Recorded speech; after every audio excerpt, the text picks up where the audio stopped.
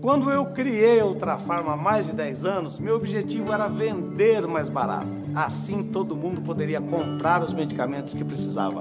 Deu certo. Hoje a Ultrafarma vende para todo o Brasil e com descontos de até 95%.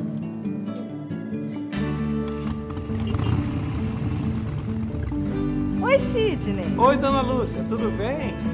Viu? Na Ultrafarma tudo é mais fácil. Os miomas acometem aproximadamente 1/4 das mulheres em idade fértil e acredita-se que até 50% delas possam apresentar esta doença em alguma época da vida. O mioma também pode aparecer a partir da puberdade, mas a idade de maior incidência é a partir dos 40 anos. Eu já tive mioma. Eu descobri eu fazendo um exame, ultrassom vaginal. As estatísticas mostram que os miomas são mais comuns em mulheres negras, naquelas que ainda não engravidaram e em mulheres que apresentam condições associadas a altos níveis de estrogênio no sangue. Os miomas são tumores benignos que podem se originar em diversos órgãos do nosso corpo, mas o importante é que todos saibam que o mioma não é câncer e a chance dele se transformar nesta doença é extremamente pequena. Mas todas as informações vão ser dadas agora, no programa Deus, Médico dos Médicos. Não perca!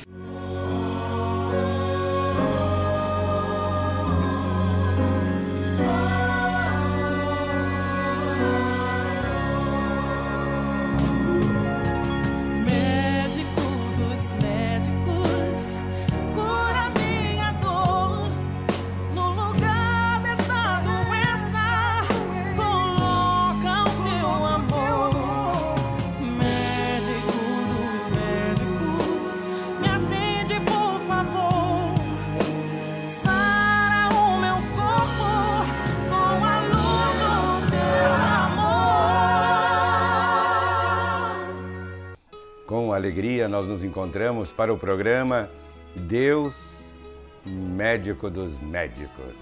Você em casa, família, reunida ou parentes, outros conhecidos, pega o telefone e diga, olha, está iniciando o programa Deus, Médico dos Médicos. Qual o tema que nós temos no dia de hoje? Atinge de modo particular as mulheres, mas eu creio que todos nós estamos interessados em saber do que se trata, quais os riscos, o que significa. À primeira vista, é algo que não é maligno, mas aqui está o médico para dizer isso, o mioma uterino. Nós estamos conversando, eu lembrava, mioma vem da palavra grega myo, que é músculo. É o músculo, o enfraquecimento do músculo que provoca o tumor. Assim, nós poderíamos dizer na literatura mais antiga.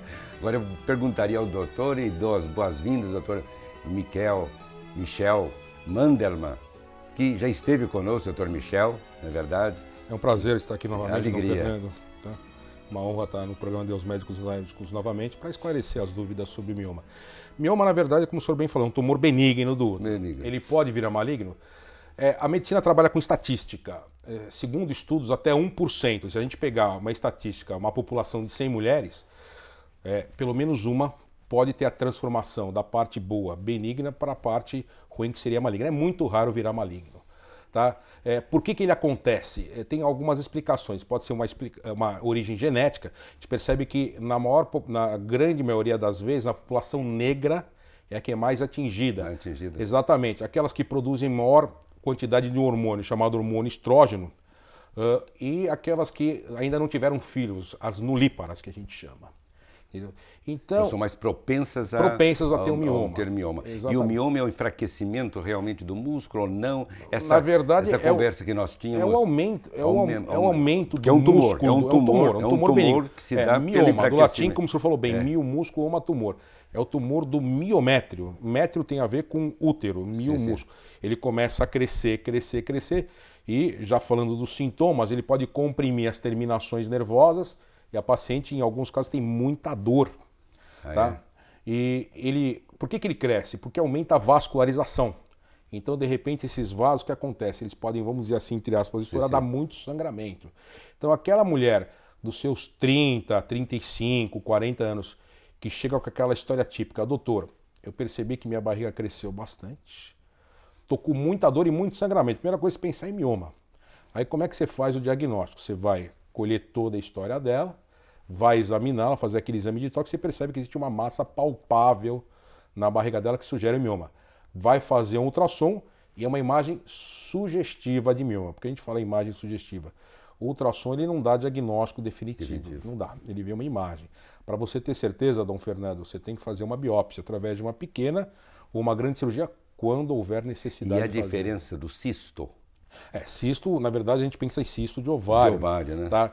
Que, na verdade, às vezes algumas imagens até podem confundir. Né? Podem confundir.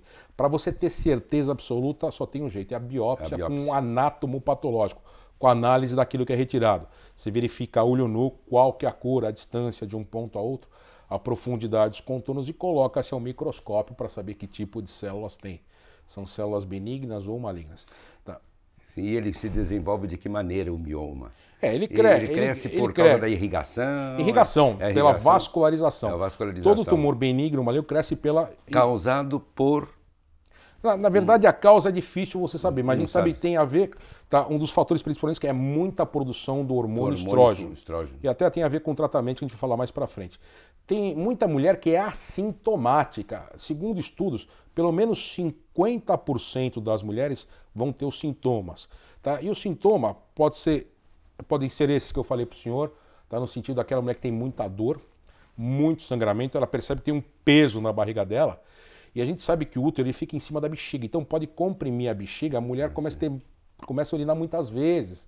Ela pode ter até chamada incontinência urinária, porque o útero está em cima da bexiga, força a bexiga.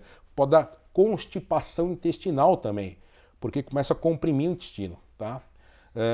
Que mais? Pode ter muita dor à relação, porque ele começa a crescer de tal forma, e quando vai ter relação, sente um peso e começa a comprimir as terminações nervosas. Então os sintomas são mais ou menos variáveis, mas de um modo geral é muita dor e muito sangramento. Agora, tem aquelas mulheres assintomáticas. Por exemplo, vai fazer uma cesariana naquela mulher dos seus 30, 35 anos, e ela toma raquianestesia. Não toma anestesia geral, senão a anestesia geral passa para a criança, dá uma depressão na criança, ela pode nascer, entre aspas, chumbada, vamos chamar assim. Então você vai conversando com a paciente. Na hora que você vai abrir o útero para tirar o neném, você vê um monte de miominhas pequenos. Aqueles miomas pequenos que a mulher não sei. Tem muita mulher que tem mioma e não sabe que tem. E quando você vai conversar com ela antes de tirar o neném, pergunta para ela: a senhora sabia que a senhora tem mioma? Ela fala que não sente nada. Tá? Muita mulher que tem mioma, esses miomas pequenininhos, de os seus 1 centímetro, 1,5 centímetros, não causam nada na paciente. É mais um controle que você faz. E elimina depois, então, esses miomas? Ou eles podem não, você faz... Porque não são malignos. Não, na verdade, hoje em dia, como é que você faz o segmento do mioma se pensando em tratamento? O que chama mais atenção é o quadro clínico. Se a paciente não tem queixa, está fazendo o acompanhamento para ver se ele vai estar crescendo ou não. E como é que você vai saber se ele é maligno ou não? O que chama atenção, por exemplo, se num mês, tá? Estava com seus 300 centímetros cúbicos, daqui a uns 2, 3 meses foi para 800, isso pode chamar atenção. Agora, para saber se é benigno ou não... Desenvolvimento, pelo desenvolvimento do rápido. Rápido do mioma. Rápido, né? Porque a gente sabe que um tumor maligno, ele cresce muito rápido. Tá? Mas na grande maioria das vezes você vai fazendo acompanhamento. E o tratamento do mioma se baseia no quadro clínico da paciente. Aquela paciente que começa a ter muita dor ou muito sangramento, você tem que entrar com um tratamento. Inicialmente um tratamento clínico. Cirúrgico é em último caso. Tá? Quando se fala em cirurgia, Dom Fernando e os telespectadores, principalmente as telespectadoras que estão nos ouvindo agora, é sempre bom ouvir uma segunda opinião. Porque cirurgia tem a ver com um procedimento invasivo. Exatamente. E quando a gente fala em invasão, tem aqueles riscos, tanto o risco anestésico, o risco cirúrgico e o risco pós-cirúrgico também. E mesmo o trauma que a pessoa sente, né? Sem dúvida nenhuma. Você vai fazer uma incisão. Quando fala em incisão, tá? Você corta a solução de continuidade do organismo envolvendo os riscos. E tem origem genética ou relação com familiares? Então, exatamente. Se alguém já teve mioma, você tem que ficar um pouco mais de olho. Atento, né? Tá? A raça negra, como eu falei bem, muita produção do hormônio estrógeno, isso chama atenção, sem dúvida nenhuma. Quer dizer que a pessoa deve constantemente, ou de quando em vez, ir ao médico e Sim, se sente alguma coisa. Exatamente. Mesmo quando não sente, mas se verificou após, por exemplo, o parto, deverá ter um acompanhamento. Acompanhamento. Como falei, na grande maioria das vezes são assintomáticos, fazendo acompanhamento. Dependendo, na medicina, cada caso é um caso, aquela velha frase. Acompanhamento a cada 6 meses, dependendo de ano em ano, tá? Agora, se começar a crescer muito, tiver incômodo, você entra com um tratamento clínico, na grande maioria das vezes. E qual seria esse tratamento clínico? Depende. Como a gente falou que está produzindo muito hormônio estrógeno, que ele cresce devido à custa dessa produção do hormônio estrógeno, você tem que entrar com alguns medicamentos que tentam bloquear. E um deles são as pílulas à base de progesterona, que você tenta, em alguns casos, suspender a menstruação. Porque ela pode estar menstruando muito, ficando muito anêmica. Então é uma das indicações de suspender a menstruação nesses casos. Naquela paciente que sangra muito, está muito anêmica. Existem algumas pílulas indicadas para isso, uma injeção trimestral que funciona em sentido de você tentar tratar o mioma. Exatamente. E a alimentação tem alguma influência? Nenhuma? Não tem uma relação direta, não. Tá? Você pode entrar com alguns anti-inflamatórios, se os miomas são pequenos, você pode tentar reduzi-los com medicamento, com alguns anti-inflamatórios. Tá? E na falha do tratamento clínico, obviamente você opta por um tratamento cirúrgico, tá? E cada caso é um caso, depende do objetivo da paciente. Vamos citar 2 casos. Aquela paciente que pretende engravidar ainda, ou aquela paciente que já teve os filhos que gostaria de ter, está numa idade perigosa para ter filhos. Aquela paciente que pretende engravidar, é jovem, mulher de 40, 45 anos também é jovem, mas aquela mulher de seus 30, 35 que pretende engravidar, tem um mioma, e esse mioma está atrapalhando a vida dela, no sentido de dar muita dor ou muito sangramento, deverá estipá-lo. Você tentou um tratamento clínico, não deu certo, você indica uma miomectomia, retirada do mioma, não do útero. Sim. Agora, aquela paciente que já teve os filhos que gostaria de ter, está numa idade perigosa para ter filhos seus 40, 45 anos, que é jovem, mas para a natureza ela não é tão jovem assim, tá? Já fez aquela esterilização definitiva, a famosa laqueadura tubária. Tá? E está com mioma, e ele está atrapalhando a vida dela, você tem que juntar tudo isso. Tá? Todos os fatores predisponentes para você indicar uma cirurgia. Tá com muito sangramento, muita dor, está atrapalhando a qualidade de vida dela, você pode indicar uma histerectomia, que é retirada do útero. Porque a gente sabe que a função... Esse seria o último caso. O último caso. E eu vou repetir, para quando se fala em cirurgia, sempre é bom ouvir uma segunda opinião.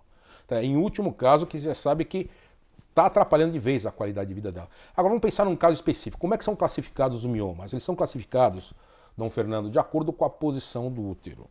Tá? Tem um mioma que é formado de uma pera invertida, aquele mioma que fica fora do útero é chamado subseroso. Aquele mioma que fica grudado na parede do útero é chamado de intramural. E aquele lá dentro, chamado submucoso. Então, a paciente não tem queixa ainda, mas pretende engravidar, vale a pena indicar uma cirurgia para retirar aquele mioma que está dentro do útero, que é o submucoso. Porque imagina o neném que pode crescer lá dentro e encontra um obstáculo, que é esse mioma. Ela pode abortar. Então, vale a pena já indicar uma cirurgia, que inicialmente você faz um procedimento chamado de histeroscopia diagnóstica. Coloca um aparelho chamado histeroscópio, que ele é ligado numa câmera de televisão, é a videohisteroscopia, para fazer diagnóstico se é mioma ou não. Isso pode ser um pólipo endometrial. Aí você faz o diagnóstico, e se realmente diagnosticou que é um mioma submucoso, que é um mioma que fica dentro da cavidade do útero, você faz a histeroscopia cirúrgica.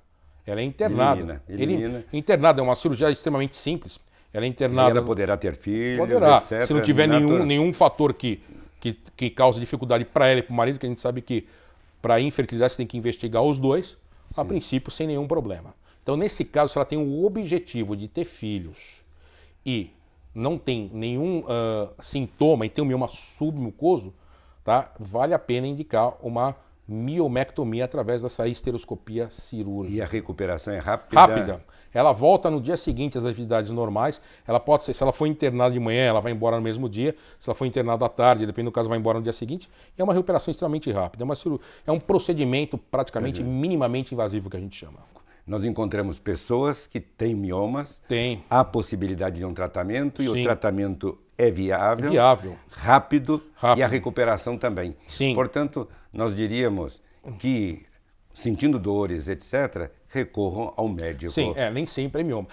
Como a gente está falando que existe... Nem sempre é mioma, pode ser pode ser outra coisa. Então, quando a gente fala que há muita produção do hormônio estrógeno, existe, a gente falou numa outra vez, a respeito da endometriose, que a endometriose também tem a ver com muita produção de hormônio estrógeno. Quando junta as duas coisas, existe uma síndrome chamada síndrome de Sampson, que é muita produção do hormônio estrógeno que envolve as duas coisas. A paciente tem as duas coisas, endometriose e mioma. E o mioma maligno, para tratamento, para eliminá-lo? Então, o mioma maligno depende do estágio que ele estiver. Tá? A grande maioria dos miomas, eles têm nomes científicos, mas a grande maioria dos miomas que a gente conhece são os leiomiomas, que ele pode virar leiomiosarcoma, que é o maligno, mas é raro, é muito raro. Quando falamos de mioma, é bom que fique bem claro para aqueles que estão nos acompanhando, que talvez tenham pego o programa depois do começo, são esses tumores, né? Tumores, é bom na grande maioria das vezes benignos. Grande maioria benignos, e portanto podem ser eliminados e até a pessoa pode conviver com esses miomas. Exatamente. E qual que seria o tratamento natural do mioma caso a paciente não sinta nada? A menopausa. Por quê? Quando ela entra na menopausa, não produz mais hormônio estrógeno. E a tendência dos miomas não é desaparecer, é reduzir. Tá? Se ela não sente nada, você pode fazer acompanhamento até na menopausa, que na menopausa eles não vão se desenvolver. Por quê? Porque ela não está mais produzindo hormônio estrógeno. Quer dizer que aí eles vão retrocedendo? Vão juntamente com o útero, vão atrofiando. Pela falta da produção do hormônio estrógeno. Que a falta da produção do hormônio estrógeno, Dom Fernando, causa uma série de alterações fisiológicas. Fisiológico é aquilo que é normal na mulher. Atrofia a vagina, tá? Atrofia ovário, tanto que você vai chegar num determinado momento, você vai ver um ultrassom da mulher menopausada, tá lá, ovários não visibilizados. Isso é importante deixar bem claro para as pacientes, não é que eles desapareceram, eles estão lá, que o ultrassom já não consegue mais enxergá-los. E o útero começa a reduzir de tamanho, se tiver mioma também vai reduzir, sendo um tratamento, entre aspas, natural, espontâneo. Tá?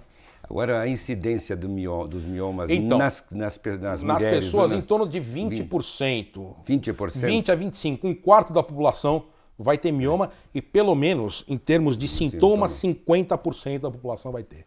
Isso varia de serviço para serviço.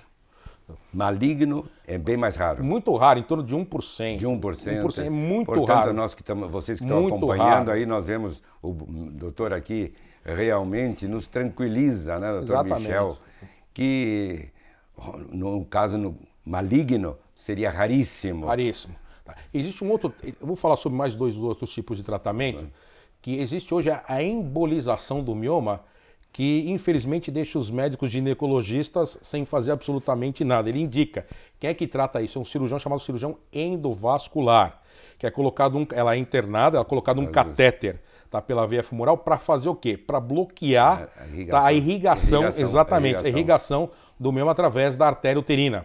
Normalmente indicado em alguns miomas intramurais. Tá? Tem uma indicação precisa, quem faz isso é o cirurgião endovascular. O ginecologista somente indica. E tem um outro tipo de tratamento que é a laparoscopia. Tá? Você pode fazer tanto a miomectomia, são aqueles 3 pequenos cortes que você faz, um corte mínimo embaixo do umbigo. É cirurgia minimamente invasiva, como a esteroscopia também é. São chamadas cirurgias endoscópicas ginecológicas. Fazem 3 cortes mínimos, um corte mínimo embaixo do umbigo, 2 cortes laterais, um do lado direito, outro do lado esquerdo.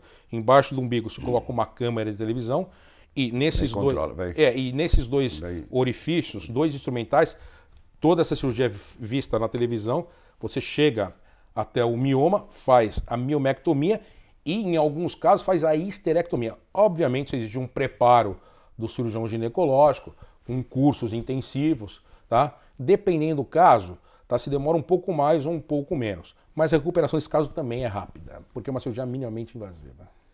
E também tem a cirurgia vaginal, a famosa histerectomia sem prolapso. Porque com prolapso é mais fácil. Aquela paciente que teve vários filhos, os ligamentos que seguram o útero estão frouxos e você vê que o útero está para fora. Sim. Mas em alguns casos que o útero ele não está prolapsado, não está para fora, você faz a cirurgia vaginal sem prolapso. Porque hoje em dia a ideia, Dom Fernando, nessa cirurgia é invadir o mínimo possível o organismo. Tá? Para ter um mínimo risco. Não só nessa, em todas. E não só nessa especialidade, em outras também. Evidente. Por vários motivos, né? Menor risco de infecção, tá? Menor custo hospitalar e mais rápido retorno às atividades diárias da paciente. Exatamente. Mas aí nós vemos algo que os antigos chamavam, o doutor Sorfá explicando, etc., quando fala de mio, que é músculo, e diziam que era o tumor que surgia a partir do enfraquecimento dos músculos. Então eles viam o inchaço, o que surgia, então eles alegavam, é um músculo que não está reagindo, está se tornando mais, vamos dizer, fraco, por assim dizer, e aí então se desenvolve um tumor interior. Não? Então, a palavra como tal é interessante, como até através da literatura você pode chegar ao conhecimento de certas doenças simplesmente pela etimologia da palavra. Exatamente. Mio. Devia falar mio, porque se fala só mio, sabe o que significa? Rato, em grego. Interessante.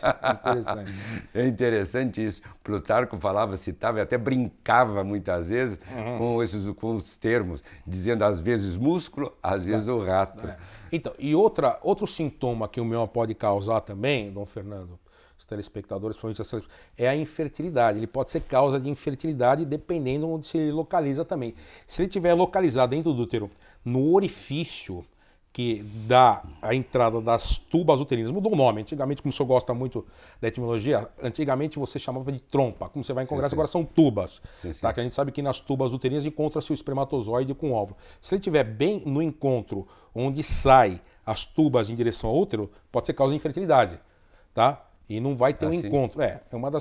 Pode ser uma das causas de infertilidade, o mioma. E poderia retirá-lo e aí tornar-se... Exatamente. É uma indicação de retirá-lo também com o objetivo da paciente. Que é engravidar. Sem ter sintoma nenhum. E muitas vezes é infértil e não sabe o porquê. Exatamente. Está justamente na existência de um mioma. Você faz um exame, né? Você faz um exame que, inclusive, pode ser a histerosalpingografia também, que algumas vezes é dolorido para o paciente, para ver que existe alguma coisa que está obstruindo a passagem do líquido que chega nas tubas uterinas. A idade das mulheres, mais ou menos, onde começa a aparecer, pode aparecer os miomas? Olha, a mais frequente é entre a terceira e a quarta década. Inclusive, você tem que fazer Terceira, quarta? Tem 30, 40 anos. Eu pensei que fosse até antes. Não. Inclusive, você pode até fazer um diagnóstico diferencial da mulher que está entrando na menopausa. Aquela mulher com seus 45 anos, que chega e fala, doutor, eu estou com muito sangramento, de repente começou a ocorrer um sangramento de forma totalmente irregular. Então você pode pensar em duas coisas aí. Uma entrada na menopausa, quando a mulher vai entrar na menopausa, ela começa a apresentar chamadas bagunças menstruais. Ela menstruava regularmente, de uma hora para outra começa a ter muito sangramento. Então pode-se pensar em mioma. Então você tem que fazer um diagnóstico diferencial aí, se é realmente uma entrada na menopausa ou mioma, pedir uma dosagem de um hormônio chamado FSH, que é o primeiro hormônio que determina que ela vai entrar na menopausa, e pedir um ultrassom aí também. Mas nós queremos agradecer de coração ao Dr. Michel Mandelmann por todas essas explicações e realmente a sabedoria dele, o conhecimento tranquiliza e tranquilizou sem dúvida nenhuma muitos e muitos que estão nos acompanhando, ou diríamos até muitas das mulheres que nos acompanham, na verdade. Por isso você agradeça ao Dr. Michel Mandelmann, porque a clareza com que fala, modo explícito e ao mesmo tempo não criando mitos, que muitas vezes você fala de algo assim como se fosse enorme, não, com certeza. Com a simplicidade que o senhor falou, isso derruba qualquer... E sempre procurar um médico de confiança, que o médico com certeza vai esclarecer se realmente há necessidade de um tratamento ou às vezes não. O que seria o tratamento nesse caso? O acompanhamento, tá? Caso ela apresente alguma queixa, provavelmente ele vai entrar inicialmente com tratamento clínico e, em último caso, cirurgia. Quando a gente fala em cirurgia, eu vou repetir. Como é um procedimento invasivo, sempre ouço uma segunda opinião. Nós agradecemos, então, ao Dr. Michel Mandelmann e você. Agora nós vamos à oração, vamos pedir à nossa mãe que nos proteja, intercedendo por nós. Vamos lá. E agora, a oração de Nossa Senhora, Mãe dos Aflitos, com o Bispo Dom Fernando Figueiredo. Nós agora vamos à bênção de Deus, mas antes daquela oração, a nossa querida mãe, Nossa Senhora, Mãe dos Aflitos. Junto à gruta é Maria, é a mãe que intercede por nós. Qual mãe não olha com ternura, com carinho, seus filhos e filhas? E nós apresentamos à mãe nossas aflições, nossas angústias, nossas dúvidas, incertezas. A mãe recolhe e apresenta ao seu filho Jesus. O que a mãe pede, o filho Jesus não deixa de atender. E recebemos tantos pedidos e súplicas que estão aqui, e-mails, cartas, e também pessoas que me entregam em mãos pedidos, cartas, falando da vida, da família, entes queridos, delas mesmas. Nós colocamos tudo isto nas mãos bondosas da mãe e que ela interceda por nós. Por isso, juntos nós vamos fazer essa oração. É uma oração breve, mas poderosa, a oração a Nossa Senhora, Mãe dos Aflitos. Vamos iniciá-la todos juntos, em nome do Pai, do Filho e do Espírito Santo. Amém. E vamos à gruta. Lembrai-vos, ó doce Mãe, Nossa Senhora dos Aflitos, que nos foi dada por Jesus para nosso amparo e proteção.